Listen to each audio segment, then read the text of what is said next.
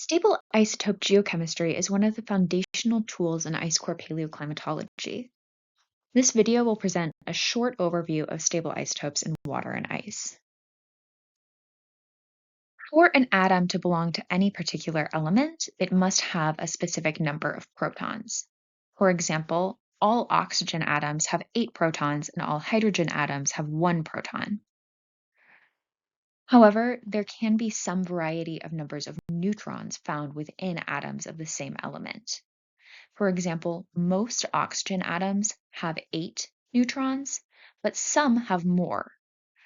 For example, if you have a heavy oxygen atom, it probably has 10 neutrons instead of 8. This would make it oxygen 18 because its atomic weight would be 18 as opposed to the standard, which is 16, displayed above. For hydrogen, most atoms have no neutrons, but it is possible for some to have 1 or 2, though that's unstable. And so in stable isotopes in water, we most often find 1 oxygen 16 and 2 protiums, or hydrogen with an atomic weight of 1. However, it's possible to find oxygen 18 and 2 protium atoms, or oxygen 16, 1 deuterium atom, and 1 protium atom. Deuterium is hydrogen with an atomic weight of 2, or hydrogen with 1 neutron. Any combination, any permutation of these things could occur, but these 3 are by far the most common. You could have oxygen 18 and 2 deuterium atoms. That's just very rare. And understanding the variations and the relative abundance of these different atomic weights within our water is this foundational tool in stable isotope geochemistry.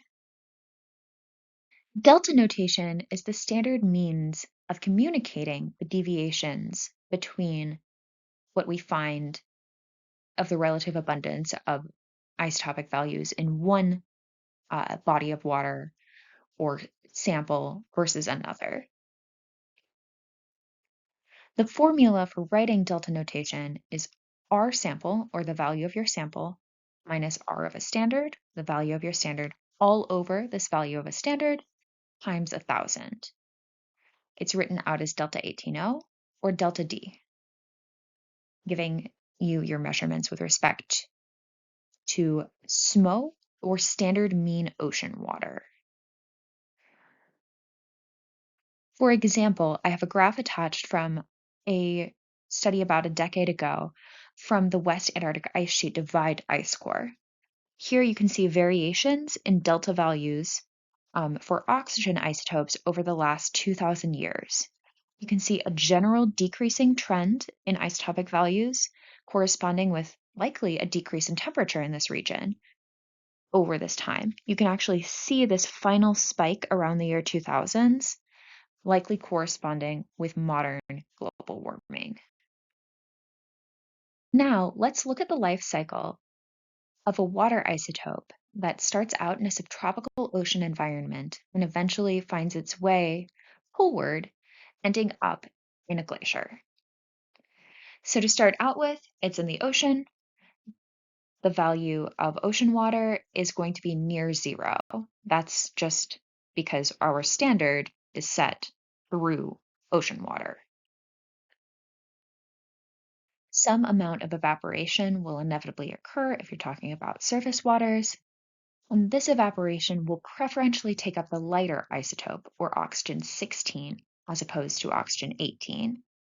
So then this water in the cloud that you're creating will have a lower delta 18O value. It will be negative. As the water mass moves poleward, you will eventually reach colder temperatures and some of the water will precipitate. It is more likely that the heavier isotope will end up in this precipitation, making the water mass left in the cloud on average lighter. By the time the water mass reaches an ice cap in the polar regions, it is going to be very highly depleted in the heavy isotopes. in polar glaciers, delta 18O and delta deuterium are highly depleted. The values are going to be negative. They'll look like maybe negative 30 to negative 50 for oxygen, and about 8 times those values, sometimes being like negative 400 in Antarctica for hydrogen.